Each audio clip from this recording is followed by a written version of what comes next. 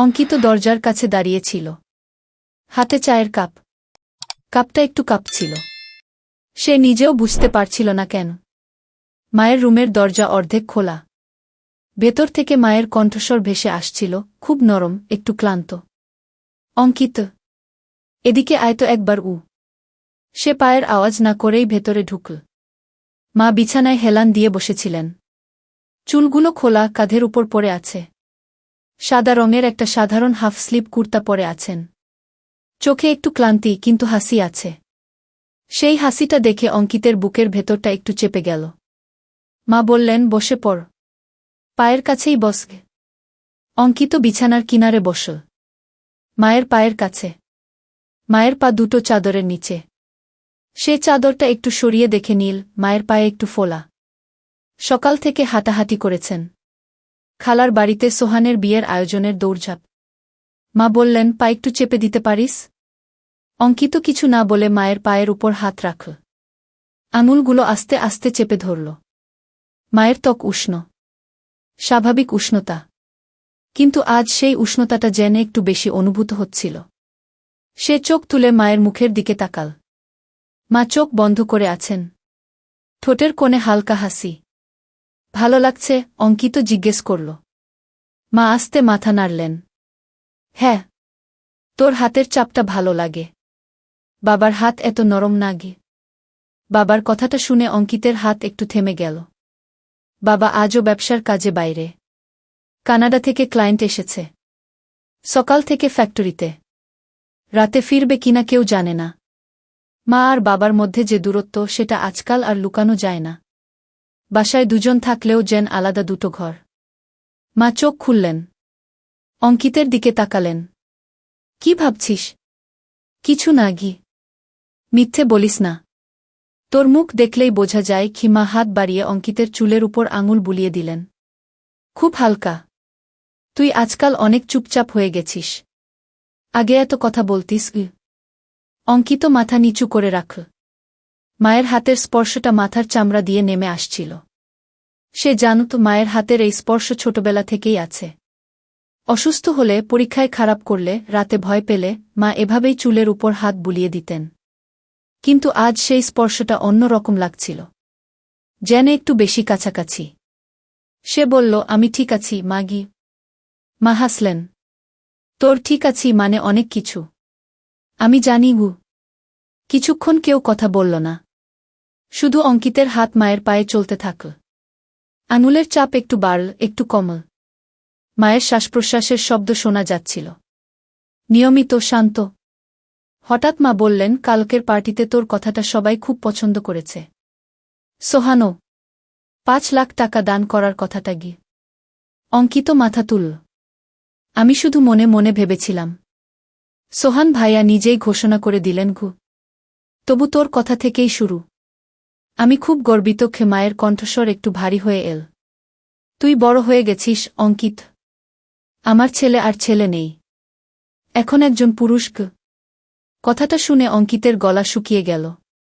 সে কিছু বলতে পারল না। মায়ের চোখের দিকে তাকিয়ে রইল। মায়ের চোখে একটা অদ্ভুত আলো, যেন কিছু বলতে চাইছেন কিন্তু বলছেন না। মা হাত সরিয়ে নিলেন। উঠে যা, চা ঠান্ডা হয়ে যাবে গু। অঙ্কিত উঠে দাঁড়াল।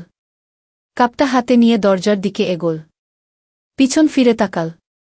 মা এখনও তাকিয়ে আছেন, চোখে সেই একই দৃষ্টি। সে বেরিয়ে গেল। রাত প্রায় 11:30। বাসায় আর কেউ নেই। কাজের মেয়ে শান্তা 3 দিনের ছুটি নিয়ে চলে গেছে। বাবা এখনও ফেরেননি। কান্তা খালার বাড়িতেই রাত কাটাবে বলে জানিয়েছে। শুধু মা আর অঙ্কিত। অঙ্কিত নিজের রুমে বসে ল্যাপটপ খুলেছিল, কিন্তু স্ক্রিনের দিকে তাকিয়েও কিছু দেখছিল না। মনটা অন্য জায়গায়। মায়ের কথাগুলো ঘুরপাক খাচ্ছিল। তুই আর ছেলে নেই, এখন একজন পুরুষ। কথাটা এত সহজ করে বলা, অথচ ভেতরে যেন কিছু একটা নাড়া দিয়ে গেছে। হঠাৎ দরজায় ধাক্কা পড়ল, খুব হালকা। অঙ্কিত, মায়ের গলা। সে দরজা খুলে দিল। মা দাঁড়িয়ে, হাতে এক গ্লাস পানি, চোখে একটু ঘুম ঘুম ভাব। ঘুমাতে পারছি না, তোর রুমে একটু বসি? অঙ্কিত সরে দাঁড়াল। মা ভেতরে ঢুকলেন। বিছানার একপাশে বসলেন। অঙ্কিত অন্য পাশে। দুজনের মাঝে একটু ফাঁক। মা বললেন, বাবা ফোন করেছিল। কাল সকালেই ফিরবে। আজ আর আসবে না গি। ঠিক আছে গি। মা গ্লাসটা টেবিলে রাখলেন। তুই কি করছিস? কিছু না। শুধু বসে আছি। মা হাসলেন। আমিও। ঘুম আসছে না। মনে হচ্ছে অনেক কথা বলার আছে, কিন্তু কি বলব জানি না গি। অঙ্কিত মায়ের দিকে তাকাল। মায়ের মুখের রেখাগুলো আলোধারিতে আরও নরম দেখাচ্ছিল। চুলগুলো একপাশে সরিয়ে রাখা। গলার কাছে একটু চামড়া দেখা যাচ্ছে। স্বাভাবিক। কিন্তু আজ সেই সাধারণ দৃশ্যটাই যেন অন্যরকম লাগছিল। মা বললেন, তোর বয়স এখন কত? 26 গু। 26। আমি যখন তোর বয়সী ছিলাম তখন তোকে জন্ম দিয়েছি। মা নিজেই হাসলেন। এখন মনে হয় সময় কোথায় চলে গেল। তুই এত বড় হয়ে গেলি, আর আমি যেন এক জায়গায় দাঁড়িয়ে আছি। অঙ্কিত কিছু বলল না। মায়ের কণ্ঠস্বরে একটা বিষণ্ণতা ছিল। যে বিষণ্ণতা সে ছোটবেলা থেকেই চিনত।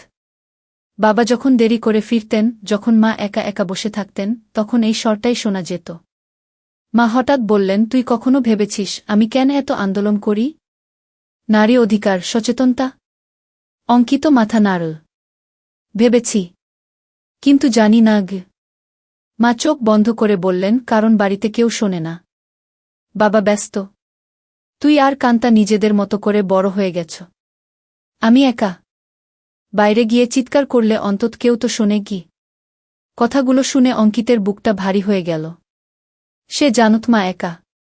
কিন্তু এভাবে স্বীকার করা, এটা প্রথম। সে আস্তে বলল, আমি আছি মা গি। মা চোখ খুললেন। অঙ্কিতের দিকে তাকালেন দীর্ঘক্ষণ। তারপর বললেন, জানি। তাই তো তোর কাছে এসেছি গু। কিছুক্ষণ নীরবতা। শুধু ঘরের ঘড়ির কাটার শব্দ। মা উঠে দাঁড়ালেন। ঘুমা। আমি যাই। অঙ্কিত উঠল। দরজা পর্যন্ত এগিয়ে দিল। মা দরজার কাছে থেমে গেলেন। পিছন ফিরে তাকালেন। অঙ্কিত। হ্যাঁ। কালকের কথা। সোহানের বিয়ে। তুই আমার সাথে থাকবি তো? হ্যাঁ মা গু। মা হাসলেন। খুব হালকা। ভালো। রাতে কথা হবে। দরজা বন্ধ হয়ে গেল। অঙ্কিত বিছানায় শুয়ে পড়ল। চোখ বন্ধ করেও ঘুম আসছিল না। মায়ের কথাগুলো, মায়ের চোখের দৃষ্টি, মায়ের হাতের স্পর্শ, সব মিলিয়ে একটা অদ্ভুত অনুভূতি তৈরি হচ্ছিল। যে অনুভূতির নাম সে দিতে পারছিল না। শুধু জানত কিছু একটা বদলে যাচ্ছে। ধীরে ধীরে। খুব ধীরে। আর সেই পরিবর্তনের কেন্দ্রে আছে মা। শুধু মা। সকালে ঘুম ভাঙল অনেক দেরিতে। অঙ্কিত চোখ খুলে দেখল জানালার পর্দা দিয়ে উজ্জ্বল আলো ঢুকে পড়েছে। ঘড়ির দিকে তাকিয়ে দেখল 10:30। বিয়ের দিন। সোহানের বিয়ে। সে উঠে বসল। গত রাতের কথাগুলো এখনো মাথায় ঘুরছে। মায়ের কণ্ঠস্বর, মায়ের চোখের সেই দীর্ঘ তাকানো, আর শেষের কথাটা, রাতে কথা হবে, কথাটা যেন একটা অদৃশ্য সুতোর মতো তাকে বেঁধে রেখেছে। নিচে নেমে এসে দেখল মা রান্নাঘরে দাঁড়িয়ে। সাদা শাড়ি পরেছেন। চুল বাঁধা। চেহারা একটু ক্লান্তি আছে, কিন্তু হাসি মুখে। অঙ্কিতকে দেখেই বললেন, উঠলি? চা খেয়ে নাও। আমি তৈরি হয়ে নিচ্ছি গু। অঙ্কিত চায়ের কাপ হাতে নিয়ে টেবিলে বসল। মা পাশ দিয়ে হেঁটে গেলেন।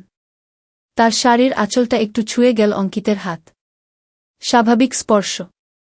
কিন্তু সেই মুহূর্তে অঙ্কিতের শরীরে একটা হালকা কাঁপুনি দৌড়ে গেল। সে নিজেই অবাক হল। এতদিন ধরে মায়ের শাড়ির আঁচল ছুঁয়েছে অসংখ্যবার। আজ কেন অন্যরকম লাগল? মা বললেন, কান্তা সকালেই চলে গেছে খালার বাড়ি। আজ সারাদিন ব্যস্ত থাকবে। তুই আমার সাথেই থাকবি গি। হ্যাঁ গু। মা থেমে গেলেন। অঙ্কিতের দিকে তাকালেন। গতকাল তোর রুমে গিয়ে কথাগুলো বলে ফেললাম। অনেকদিন ধরে মনে জমেছিল। তুই বিরক্ত হয়নি তো? অঙ্কিত মাথা নাড়ল। না মা।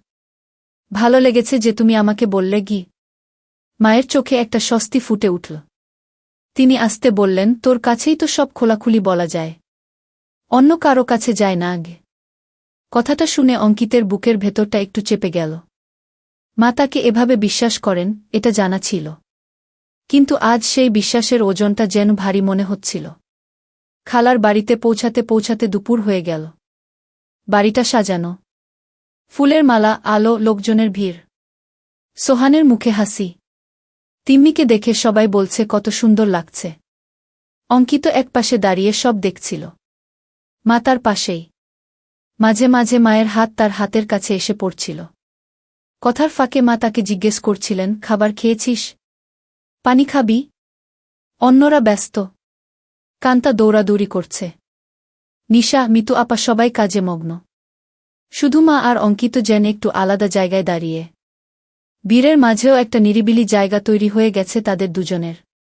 বিকেলে ছাদে ডিজে পার্টি শুরু হল। গান বাজছে, কেউ কেউ নাচছে। অঙ্কিত এক কোনায় বসেছিল। মা এসে পাশে বসলেন। মা বললেন, তোর কথাটা সবাই এখনো মনে রেখেছে। গরিবদের জন্য সেই ফান্ড। অনেকেই বলেছে তোর মাথা ভালো। অঙ্কিত হাসল। সোহান ভাইয়ার কৃতিত্ব। মা তার দিকে তাকিয়ে বললেন, না, তুই বড় হয়ে উঠেছিস ঠিকভাবে। আমি গর্বিত। কথাগুলো বলার সময় মায়ের কণ্ঠস্বর একটু নরম হয়ে এল। অঙ্কিত মায়ের চোখের দিকে তাকাল। সূর্যাস্তের আলোয় মায়ের মুখ আরও উজ্জ্বল দেখাচ্ছিল। চোখের নিচে হালকা ক্লান্তির রেখা, কিন্তু সেই রেখার মধ্যেও একটা উষ্ণতা। মা হঠাৎ বললেন, চল নিচে যাই, একটু জিরোই। এখানে গানের শব্দ বেশি। তারা দুজনে সিঁড়ি দিয়ে নিচে নামল। খালার বাড়ির একটা ছোট বসার ঘরে গিয়ে বসল। দরজাটা আধখোলা। বাইরের আওয়াজ আসছে, কিন্তু ভেতরে শান্ত। মা চেয়ারে হেলান দিয়ে বসলেন। চোখ বন্ধ করলেন। অঙ্কিত সামনের সোফায়। কিছুক্ষণ পর মা চোখ খুলে বললেন, অঙ্কিত, তোর কি কখনো মনে হয় যে আমাদের পরিবারটা একটু ভাঙা? প্রশ্নটা অপ্রত্যাশিত। অঙ্কিত কিছুক্ষণ চুপ করে থেকে বলল, হ্যাঁ, মাঝে মাঝে। কি? মা আস্তে মাথা নাড়লেন। বাবা টাকা দিয়ে সব সারায় দেন বলে মনে করেন। আমি বাইরে গিয়ে চিৎকার করে মনের ভার কমাই। আর তোরা দুই ভাইবোন নিজেদের মতো করে বেড়ে উঠেছ। কেউ কারো কাছে পুরোপুরি নেই। অঙ্কিত বলল, আমি আছি মা। মা তার দিকে তাকালেন দীর্ঘক্ষণ। তারপর বললেন, জানি। তাই তো রাতের বেলা তোর রুমে গিয়েছিলাম। কথা বলার মানুষ তো আর কেউ নেই। অঙ্কিতের গলায় কথা আটকে গেল। সে শুধু মাথা নাড়ল। মা উঠে এসে সোফায় তার পাশে বসলেন, একটু ফাঁক রেখে। কিন্তু ফাঁকটা আগের রাতের চেয়ে কম। মায়ের শাড়ির আঁচল অঙ্কিতের হাঁটুর কাছে পড়ে আছে। মা বললেন, তুই কখনো বিয়ে করার কথা ভাবছ? অঙ্কিত অবাক হয়ে তাকাল। এখনো না। মা হাসলেন। জলি তোকে পছন্দ করে। কান্তাও বলে, জানি, কিন্তু মন যায় না। মা চুপ করে রইলেন। তারপর আস্তে বললেন, মন না যাওয়াটাও একটা কথা। জোর করে কিছু করার দরকার নেই। কিছুক্ষণ নীরবতা। বাইরে থেকে গানের শব্দ আসছে। ভেতরে শুধু দুজনের শ্বাস প্রশ্বাস। মা হঠাৎ বললেন, আমার পায়ে আবার একটু ব্যথা করছে। কালকের মতো চেপে দিতে পারিস? অঙ্কিত মাথা নাড়ল। মা পা দুটো একটু এগিয়ে দিলেন। অঙ্কিত হাত বাড়িয়ে মায়ের পায়ের উপর রাখল। আঙুল দিয়ে আস্তে চাপ দিতে শুরু করল। মা চোখ বন্ধ করে দিলেন। শ্বাসটা একটু গভীর হল। ভালো লাগছে, মা ফিসফিস করে বললেন। অঙ্কিত কিছু বলল না, শুধু হাতের কাজ চালিয়ে গেল। মায়ের ত্বকের উষ্ণতা তার আঙুল দিয়ে সঞ্চালিত হচ্ছিল। সে অনুভব করছিল মায়ের শরীরের প্রতিটা ছোট ছোট প্রতিক্রিয়া। যখন চাপ একটু বাড়ায়, মায়ের পেশি একটু শিথিল হয়। যখন হাত থামায়, মায়ের শ্বাস একটু ভারী হয়। মা চোখ না খুলেই বললেন, তোর হাতের স্পর্শটা অন্যরকম। শান্ত করে। অঙ্কিতের হাত এক মুহূর্তের জন্য থেমে গেল। তারপর আবার চলতে শুরু করল। মা আবার বললেন, ছোটবেলায় তুই অসুস্থ হলে আমি এভাবেই তোর কপালে হাত বুলিয়ে দিতাম। এখন উল্টো তুই আমার যত্ন নিচ্ছ। অঙ্কিত বলল, মায়ের যত্ন নেওয়া ছেলের কাজ। মা চোখ খুললেন। অঙ্কিতের দিকে তাকালেন। চোখে একটা অদ্ভুত আবেগ। যেন কৃতজ্ঞতা আর কিছু একটা মিশে আছে। তুই শুধু ছেলে না, অঙ্কিত, মা আস্তে বললেন। তুই আমার একমাত্র ভরসা ঘু। কথাটা শুনে অঙ্কিতের হৃদস্পন্দন একটু বেড়ে গেল। সে মাথা নিচু করে রাখল। হাতের কাজ চালিয়ে গেল। কথা বলার সাহস হচ্ছিল না। কারণ সে জানত যদি কথা বলে তাহলে গলার স্বর বেড়ে যাবে। আর মা বুঝে ফেলবে যে ভেতরে কিছু একটা অস্থিরতা তৈরি হয়েছে। মা হঠাৎ হাত বাড়িয়ে অঙ্কিতের মাথার চুলের উপর আঙুল বুলিয়ে দিলেন। খুব হালকা। চুল বাড়িয়ে ফেলেছিস। কেটে নেই কি? অঙ্কিত মাথা তুলল। মায়ের হাত এখনও তার মাথার উপর। আঙুলগুলো আস্তে আস্তে চুলের ফাঁকে চলছে। সেই স্পর্শটা মাথার চামড়া দিয়ে সারা শরীরে ছড়িয়ে পড়ছিল। অঙ্কিতের শ্বাস একটু দ্রুত হয়ে এল। সে নিজেই টের পেল। মা হাত সরালেন না। বরং আঙুলগুলো আরও একটু সময় ধরে রাখলেন। তারপর আস্তে সরিয়ে নিলেন। উঠে যাই, মা বললেন। উপরে সবাই খুঁজবে গু। অঙ্কিত হাত সরাল। মা উঠে দাঁড়ালেন। শাড়ির ভাঁজগুলো ঠিক করে নিলেন। অঙ্কিত উঠল। দুজনে একসাথে ঘর থেকে বেরোল।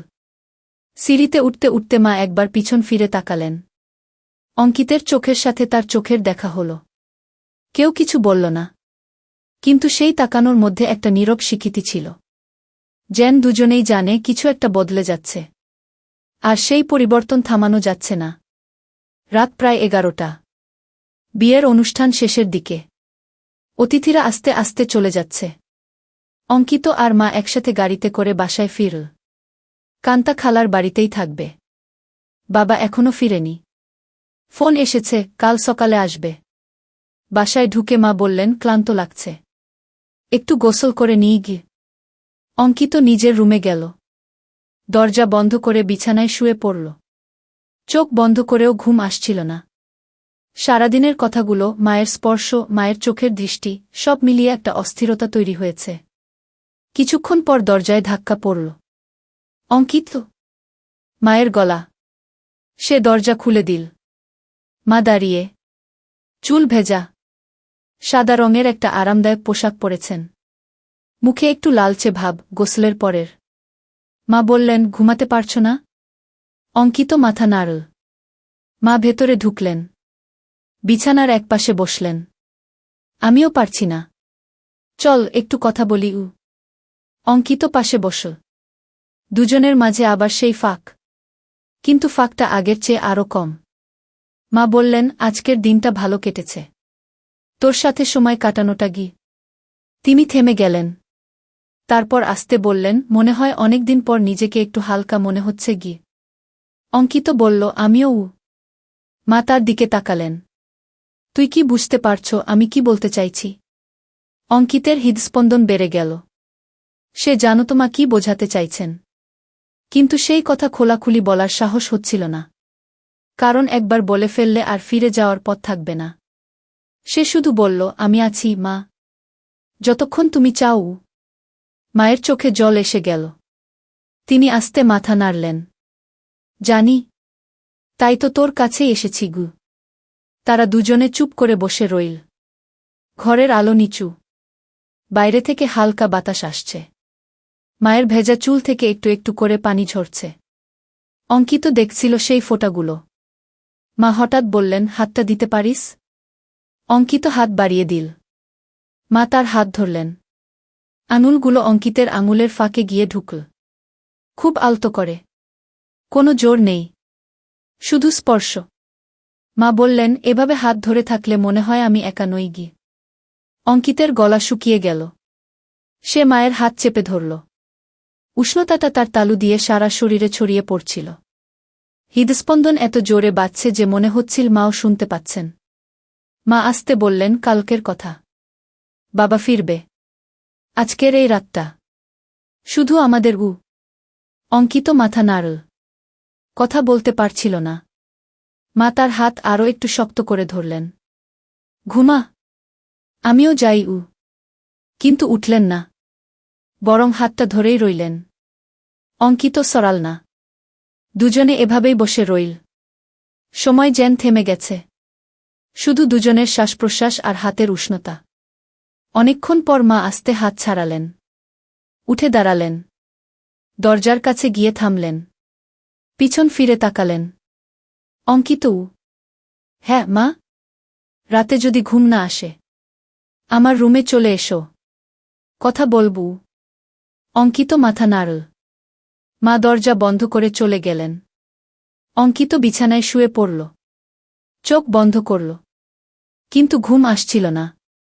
মায়ের হাতের উষ্ণতা এখনও তালুতে লেগে আছে। মায়ের কথাগুলো কানে বাজছে। আর সবচেয়ে বেশি বাজছে সেই শেষের আমন্ত্রণটা, আমার রুমে চলে এসো। সে জানত আজ রাতে সে যাবে। আর সেই যাওয়াটা আর সাধারণ যাওয়া থাকবে না। বাইরে একটা পেঁচা ডাকল। ঘরের ভেতর নীরবতা আরও গভীর হল। অঙ্কিত চোখ খুলে ছাদের দিকে তাকিয়ে রইল। মনে মনে গুনছিল সময়। কখন উঠবে? কখন মায়ের রুমের দরজায় হাত রাখবে? রাত গভীর হয়ে আসছিল।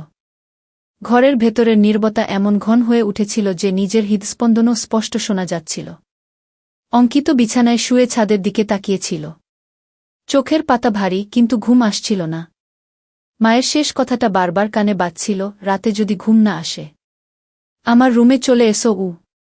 সে উঠে বসল। পা দুটো মেঝেতে নামিয়ে কিছুক্ষণ স্থির হয়ে রইল। হাত দুটো হাঁটুর উপর রাখা। আঙুলগুলো একটু কাঁপছিল। সে নিজেই বুঝতে পারছিল না এই কাঁপুনির কারণ কি। ভয়? না। উত্তেজনা? না। বরং একটা অদ্ভুত টান, যেন কেউ অদৃশ্য সুতো দিয়ে টেনে নিয়ে যাচ্ছে। উঠে দাঁড়াল। দরজার দিকে এগোল। হাতলটা ধরে এক মুহূর্ত থামল। তারপর আস্তে করে খুলে বেরিয়ে গেল। করিডোরটা অন্ধকার। শুধু মায়ের রুমের দরজার নিচ দিয়ে হালকা আলো বেরিয়ে আসছে। দরজাটা আধখোলা। অঙ্কিত দাঁড়িয়ে রইল। ভেতরে ডাকার সাহস হচ্ছিল না। হঠাৎ মায়ের কণ্ঠস্বর ভেসে এল, খুব নরম, প্রায় ফিসফিস। এসেছিস? সে দরজাটা আরেকটু খুলে ভেতরে ঢুকল। মা বিছানায় হেলান দিয়ে বসে আছেন। বালিশে মাথা রাখা। চুল খোলা। আলোর আভায় মুখটা নরম দেখাচ্ছে। চোখে ঘুম নেই।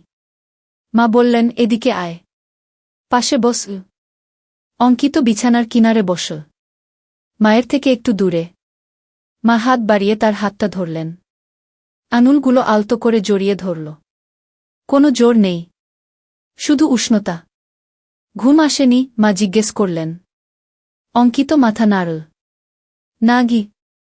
মা আস্তে বললেন, আমিও শুয়ে শুয়ে ভাবছিলাম আজকের দিনটা, তোর সাথে সময়গুলো। তিনি থেমে গেলেন।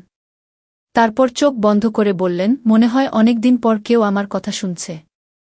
সত্যি সত্যি শুনছে গু। অঙ্কিতের গলা শুকিয়ে গেল। সে মায়ের হাতটা একটু শক্ত করে ধরল। আমি সবসময় শুনি মা গু। মা চোখ খুললেন। অঙ্কিতের দিকে তাকালেন। চোখে একটা গভীর আবেগ। জানি, তাই তো তোকে ডাকলাম ঘ। কিছুক্ষণ নীরবতা। শুধু দুজনের শ্বাসপ্রশ্বাসের শব্দ। মায়ের হাতের উষ্ণতা অঙ্কিতের তালু দিয়ে সারা শরীরে ছড়িয়ে পড়ছিল। সে অনুভব করছিল নিজের হৃদস্পন্দন বেড়ে যাচ্ছে। মাও কি টের পাচ্ছেন? মা আস্তে বললেন, পাশে শুয়ে পড়। দূরে দূরে থাকার দরকার নেই। অঙ্কিত একটু দ্বিধা করল। তারপর আস্তে করে বিছানায় উঠে শুয়ে পড়ল, মায়ের থেকে একটু ফাঁক রেখে। মা পাশ ফিরে তার দিকে তাকালেন। দুজনের চোখের দেখা হল। আলো নিচু। মুখগুলো অস্পষ্ট, কিন্তু চোখের দৃষ্টি স্পষ্ট। মা বললেন, এভাবে শুয়ে থাকলে মনে হয় আমি আর একা নই গি। অঙ্কিত কিছু বলল না। শুধু মায়ের হাতটা আরও একটু কাছে টানল। মায়ের আঙুলগুলো তার আঙুলের ফাঁকে গিয়ে ঢুকল। দুজনের হাত জড়িয়ে রইল। মা ফিসফিস করে বললেন, তোর হাতের উষ্ণতা অন্যরকম লাগে। শান্ত করে গু। অঙ্কিতের শ্বাস একটু ভারী হয়ে এল। সে টের পেল নিজের বুকটা ওঠানামা করছে। মায়ের শ্বাসও একই তালে চলছে, যেন দুজনের শরীর একই ছন্দে বাধা পড়েছে। মা আস্তে বললেন, ছোটবেলায় তুই রাতে ভয় পেলে আমার কাছে এসে শুয়ে পড়তি। এখন উল্টো আমি তোর কাছে এসে শান্তি খুঁজছি গু। অঙ্কিত বলল, মায়ের কাছে আসা তো স্বাভাবিক গু। মা হাসলেন। খুব হালকা। স্বাভাবিক? হ্যাঁ, কিন্তু আজকাল অনেক কিছুই আর আগের মতো স্বাভাবিক লাগে না গি। কথাটা শুনে অঙ্কিতের বুকের ভেতরটা একটু কেঁপে উঠল। সে জানত মা কি বোঝাতে চাইছেন, কিন্তু সেই কথা খোলাখুলি বলার সাহস হচ্ছিল না, কারণ একবার বলে ফেললে পুরো সম্পর্কের সংজ্ঞা বদলে যাবে। মা হঠাৎ তার হাতটা ছেড়ে দিয়ে অঙ্কিতের কপালে আঙুল বুলিয়ে দিলেন, খুব আলতো করে। জ্বর নেই তো? অঙ্কিত মাথা নাড়ল। না গি। মায়ের আঙুল কপাল থেকে নেমে এল গালের দিকে। একটু থেমে গেল, তারপর আস্তে সরিয়ে নিল। গরম লাগছে তোর গু?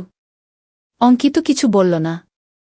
সে টের পাচ্ছিল নিজের শরীরের উষ্ণতা বেড়ে গেছে মায়ের স্পর্শের পর থেকেই। মা পাশ ফিরে চিত হয়ে শুয়ে পড়লেন। ছাদের দিকে তাকিয়ে বললেন, বাবা কাল ফিরবে, তারপর আবার সব আগের মতো হয়ে যাবে। ব্যস্ততা, দূরত্ব, নীরবতা গু। অঙ্কিত চিত হয়ে শুয়ে পড়ল। দুজনের কাঁধ প্রায় কাছাকাছি, ফাঁকটা খুব কম। মায়ের শরীরের উষ্ণতা বাতাসের মধ্য দিয়ে এসে তার শরীরে লাগছিল। সে বলল, আগের মতো হবে না মা, আমি থাকবো। মা পাশ ফিরে তার দিকে তাকালেন, চোখে জলের আভা। তুই থাকবি? জানি, কিন্তু কতদিন? অঙ্কিত বলল, যতদিন তুমি চাইবে গি। মা আস্তে হাত বাড়িয়ে তার হাতটা আবার ধরলেন, এবার আরও শক্ত করে। তাহলে আজকের রাতটা শুধু আমাদের রেখে দাও উ। অঙ্কিত মাথা নাড়ল। কথা বলতে পারছিল না, গলায় একটা বাধা জমে গেছে। তারা দুজনে এভাবেই শুয়ে রইল, হাত জড়ানো, শরীরের মধ্যে সামান্য ফাঁক, কিন্তু সেই ফাঁকের মধ্যেও একটা অদৃশ্য টান কাজ করছিল। মায়ের শ্বাসপ্রশ্বাস অঙ্কিতের কানে বাজছিল, নিয়মিত, গভীর, মাঝে মাঝে একটু ভারী হয়ে যাচ্ছিল। অঙ্কিতেরও একই অবস্থা। মা ফিসফিস করে বললেন, তোর শ্বাসটা শুনতে পাচ্ছি। আমার মতোই গু। অঙ্কিত বলল, হ্যাঁ গু। মা আস্তে তার হাতটা বুকের কাছে নিয়ে গেলেন। অঙ্কিতের হাতটা মায়ের বুকের উপর এসে পড়ল, কাপড়ের উপর। কোনো সরাসরি স্পর্শ নেই, শুধু মায়ের হৃদস্পন্দন তার তালুতে অনুভূত হচ্ছিল। দ্রুত, অস্থির। মা বললেন, শুনতে পাচ্ছ? এত জোরে বাজছে কেন? জানি না গি। অঙ্কিতের নিজের হৃদস্পন্দনও প্রায় একই রকম। সে হাতটা সরাতে চাইল, কিন্তু মা আঙুল দিয়ে চেপে ধরলেন। থাক, এভাবেই থাকু। কিছুক্ষণ কেউ কথা বলল না, শুধু দুজনের হৃদস্পন্দনের ছন্দ যেন একই তালে বাজছে। অঙ্কিত চোখ বন্ধ করে দিয়েছিল। মায়ের হাতের উষ্ণতা, মায়ের শ্বাস, মায়ের হৃদস্পন্দন, সব মিলিয়ে একটা অদ্ভুত শান্তি আর অস্থিরতা একসাথে তৈরি হচ্ছিল। মা আস্তে বললেন, অঙ্কিত গু। হ্যাঁ মা। তুই কি কখনো ভেবেছিস আমাদের মধ্যে যে দূরত্বটা থাকা উচিত সেটা কমে যাচ্ছে? অঙ্কিত চোখ খুল মায়ের দিকে তাকাল। মাও তাকিয়ে আছেন, চোখে ভয় আর আকর্ষণ মিশে আছে। সে আস্তে বলল, ভেবেছি, কিন্তু থামাতে পারছি না গি। মায়ের চোখ দিয়ে এক ফোঁটা জল গড়িয়ে পড়ল। তিনি মাথা নাড়লেন। আমিও পারছি না গি। তারা আবার চুপ করে গেল। হাত জড়ানো, শরীরের ফাঁক আরও কমে এসেছে। মায়ের কাঁধ এখন অঙ্কিতের কাঁধের সাথে প্রায় লেগে আছে। উষ্ণতাটা স্পষ্ট, শ্বাস দুজনেরই একটু দ্রুত। মা ফিসফিস করে বললেন, কাল সকালে সব শেষ হয়ে যাবে। বাবা ফিরবে, কান্তা ফিরবে, আবার দূরত্ব তৈরি হবে গু।